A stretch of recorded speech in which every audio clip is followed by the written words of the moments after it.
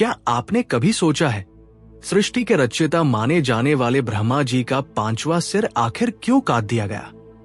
वह भी किसी साधारण योद्धा ने नहीं, बल्कि स्वयं भगवान शिव के उग्र स्वरूप काल भैरव ने। लेकिन सबसे बड़ा प्रश्न यह है कि ब्रह्मा जी ने ऐसा क्या कह दिया था जिससे स्वयं महादेव का क्रोध प्रकट हो गया, और जब काल भैरव ने ब्रह्मा जी का 5वां सिर काट दिया तो उस सिर का क्या हुआ? क्यों काल भैरव को अपने ही किए कर्म का प्रायश्चित करना पड़ा? और आखिर क्यों उनकी यात्रा का अंतिम पड़ाव बना काशी? इस कथा में केवल एक सिर कटने की घटना नहीं है, ये कथा है अहंकार के जन्म की, उसके विनाश की और उस सत्य की जो बताता है कि देवताओं के लिए भी मर्यादा और विनम्रता कितनी महत्वपूर्ण है। आज सुनिए शिव पुराण की इसी अद्भुत कथा को, काल भैरव के प्रचंड प्राकट्य की कथा। ये हमारी शिव पुराण कथा श्रृंखला का अध्याय 17 है। इस अध्याय का केंद्र है भगवान शिव का उग्र स्वरूप काल भैरव।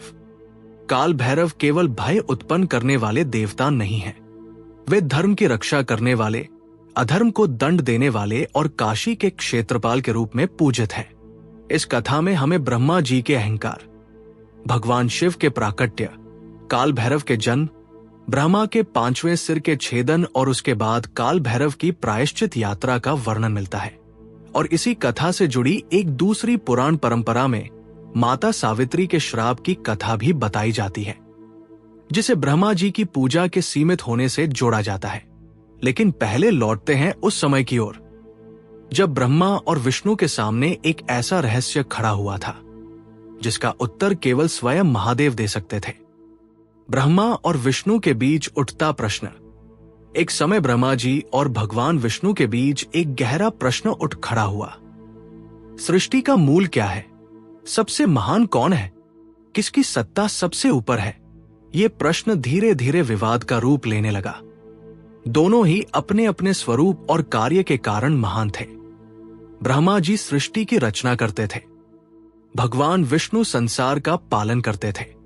लेकिन उस समय प्रश्न उनके कार्यों का नहीं था, प्रश्न था सर्वोच्च कौन है? और जब अहंकार किसी महान व्यक्ति के मन में प्रवेश करता है तो ज्ञान भी कभी कभी धुंधला पड़ जाता है।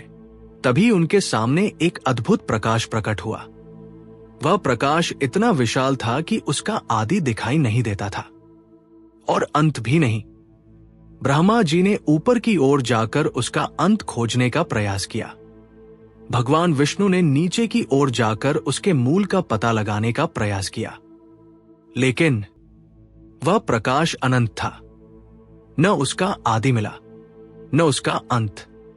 तब दोनों को धीरे धीरे समझ आने लगा कि उनके सामने कोई साधारण शक्ति नहीं है, वह स्वयं परम तत्व का संकेत था। और अंततः उस दिव्य प्रकाश से प्रकट हुए भगवान शिव, त्रिनेत्रधारी, जटाधारी, नीलकंठ, मस्तक पर चंद्रमा धारण किए हुए और शरीर पर सर्पों को आभूषण की तरह धारण किए हुए। भगवान शिव के दर्शन से देवताओं का अहंकार शांत होना चाहिए था। लेकिन कथा यही समाप्त नहीं हुई, क्योंकि ब्रह्मा जी के मन में अभी भी एक भाव शेष था, अहंकार। ब्रह्मा का 5वां मुख। कथा के अनुसार ब्रह्मा जी के 5 मुख थे। उन 5 मुखों में से एक मुख से ऐसी वाणी निकलने लगी जिसमें भगवान शिव के प्रति उचित सम्मान नहीं था। शिव जी ने उन्हें समझाया कि उन्हें अपने ही मूल तत्व को पहचानना चाहिए। लेकिन अहंकार जब मन पर अधिकार कर लेता है तब व्यक्ति सत्य के सामने भी स्वयं को बड़ा समझने लगता है। ब्रह्मा जी ने भगवान शिव को अपने समान या अपने अधीन समझने का भाव प्रकट किया। यही वो क्षण था जब वातावरण बदल गया। भगवान शिव शांत थे, लेकिन उस शांति के भीतर एक प्रचंड शक्ति छिपी थी।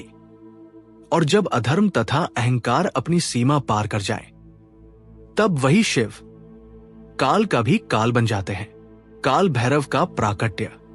भगवान शिव के क्रोध से एक अद्भुत शक्ति प्रकट हुई। वह स्वरूप भयंकर था, उसका तेज असहनीय था। आंखों में प्रचंड अग्नि, चेहरे पर रौद्र भाव, हाथों में अस्त्र, और संपूर्ण शरीर से ऐसी शक्ति प्रकट हो रही थी मानो स्वयं काल पृथ्वी पर उतर आया हो। ये थे काल भैरव। भगवान शिव ने उन्हें अपने अंश से उत्पन्न किया था, इसीलिए काल भैरव में शिव की ही शक्ति थी। लेकिन उनका उद्देश्य केवल क्रोध प्रकट करना नहीं था, उनका कार्य था अहंकार का दमन। भगवान शिव ने काल भैरव को आदेश दिया कि ब्रह्मा के उस मुख को दंड दिया जाए जिसने मर्यादा का उल्लंघन किया था। काल भैरव ने भगवान शिव की आज्ञा स्वीकार की। उनके लिए यह व्यक्तिगत क्रोध नहीं था, यह शिव की आज्ञा थी, धर्म की स्थापना का कार्य था। 5वें सिर का छेदन। काल भैरव ब्रह्मा जी के सामने पहुंचे। वातावरण में एक गहरी गंभीरता छा गई। देवता उस दृश्य को देख रहे थे और फिर काल भैरव ने अपना हाथ उठाया। उनके नक के अग्रभाग से ही ब्रह्मा जी का 5वां सिर अलग हो गया। क्षण भर में सब कुछ शांत हो गया। ब्रह्मा जी को अपने अहंकार का परिणाम समझ में आ गया। जिस मुख से अपमानजनक वाणी निकली थी, दंड भी उसी मुख को मिला। यह घटना केवल ब्रह्मा के 5वें सिर के कटने की घटना नहीं थी, इसके पीछे एक गहरा सिद्धांत था। जिस अंग से अपराध हुआ, दंड भी उसी को मिला। यहां भगवान शिव ने किसी निर्दोष को दंड नहीं दिया, दंड उसी अहंकार को मिला जिसने मर्यादा तोड़ी थी। और यहीं से काल भैरव की एक दूसरी परीक्षा शुरू हुई। काल भैरव और ब्रह्म हत्या का दोष। ब्रह्मा जी के सिर का छेदन करने के बाद काल भैरव के हाथ में वह कपाल रह गया। अब उन्हें ब्रह्म हत्या का दोष लगा। यहां एक गहरी बात समझने योग्य है। काल भैरव स्वयं भगवान शिव की शक्ति से प्रकट हुए थे। उनके लिए पाप और पुण्य की सामान्य सीमाएं वैसे नहीं थी जैसे मनुष्यों के लिए होती है। फिर भी भगवान शिव ने उन्हें एक आदर्श स्थापित करने के लिए प्रायश्चित का मार्ग दिखाया, क्योंकि समाज में यदि महान व्यक्ति भी नियमों का पालन करते दिखाई दे तो सामान्य मनुष्य भी धर्म के मार्ग पर चलना सीखता है। भगवान शिव ने काल भैरव को आदेश दिया कि वे ब्रह्मा के कपाल को हाथ में लेकर भिक्षाटन करें और विभिन्न लोकों में भ्रमण करें। अब काल भैरव का स्वरूप और भी रहस्यमय हो गया।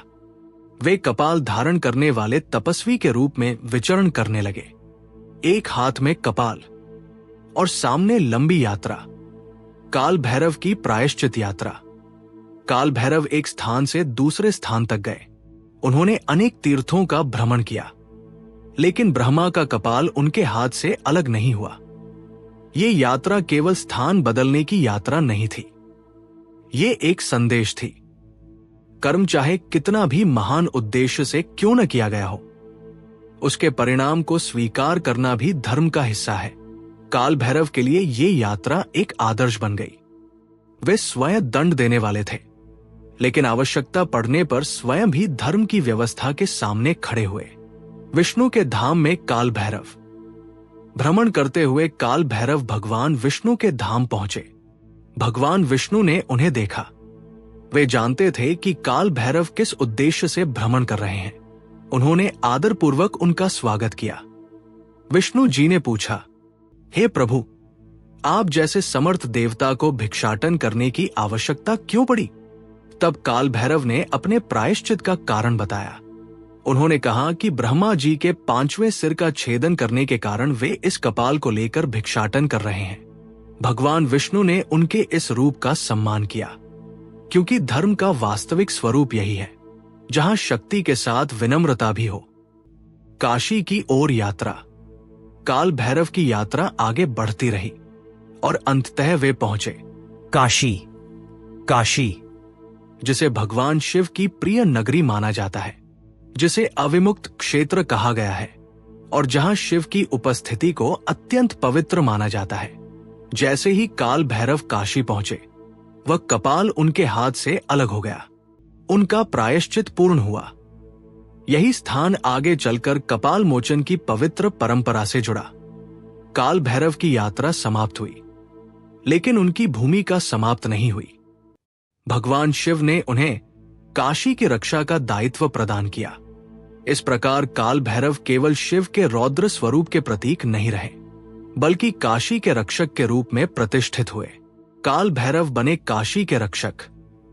भगवान शिव ने काल भैरव को काशी में विशेष अधिकार प्रदान किया। उन्हें काशी का क्षेत्रपाल माना गया। मान्यता है कि काशी में आने वाले मनुष्य के कर्मों पर भी काल भैरव की दृष्टि रहती है। इसलिए भक्त उन्हें भय के देवता के रूप में नहीं, बल्कि न्याय के देवता के रूप में देखते हैं।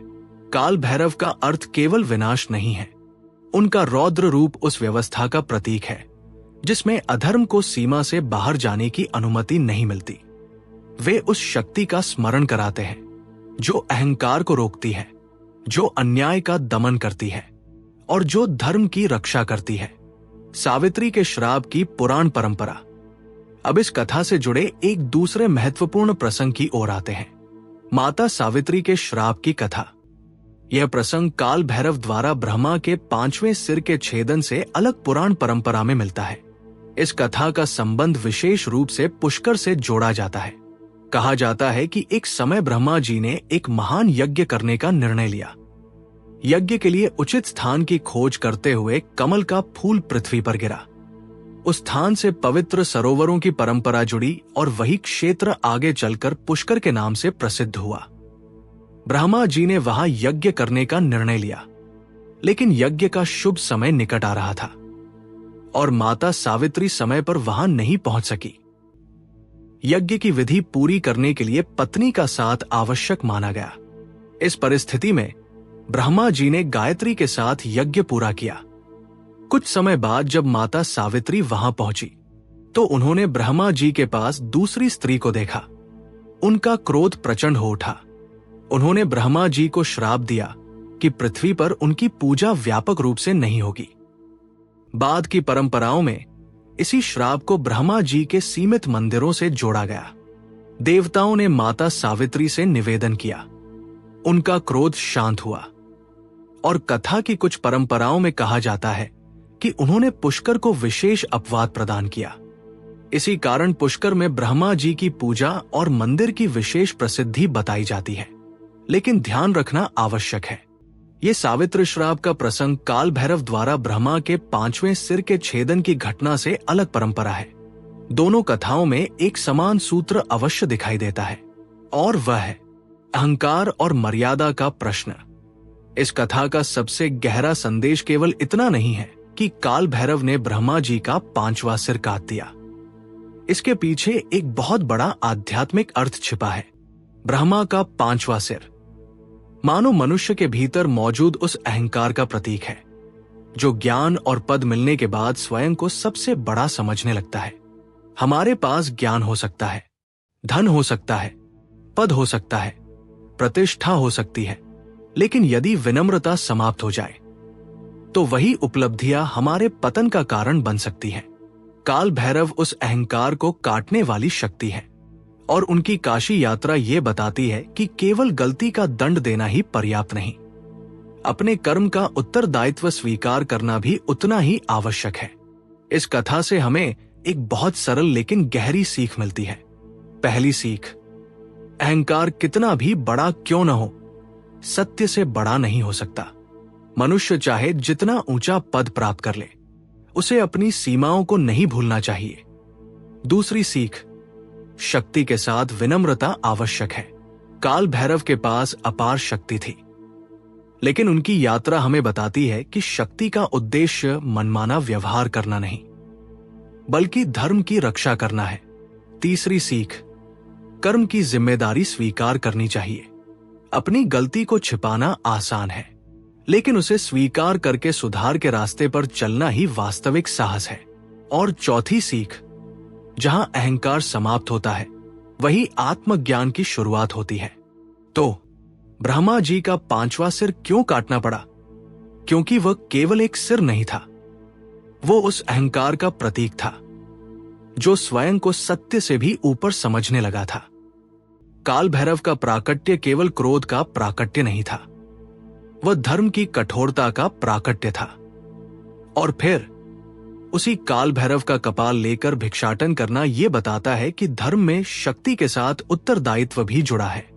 काशी पहुंचकर जब वो कपाल उनके हाथ से गिरा तो मानो एक लंबी यात्रा पूरी हुई।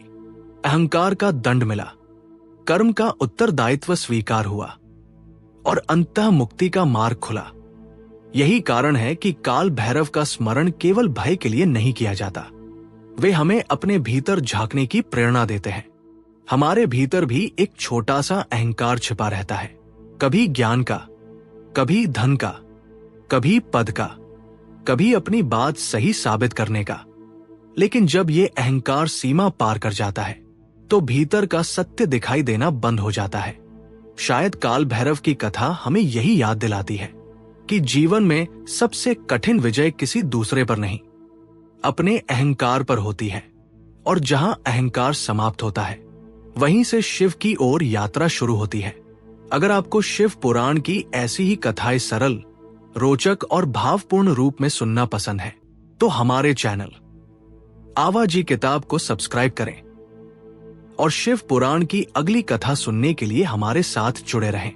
हर कथा के साथ ज्ञान की एक नई आवाज सुनते रहिए। हर हर महादेव।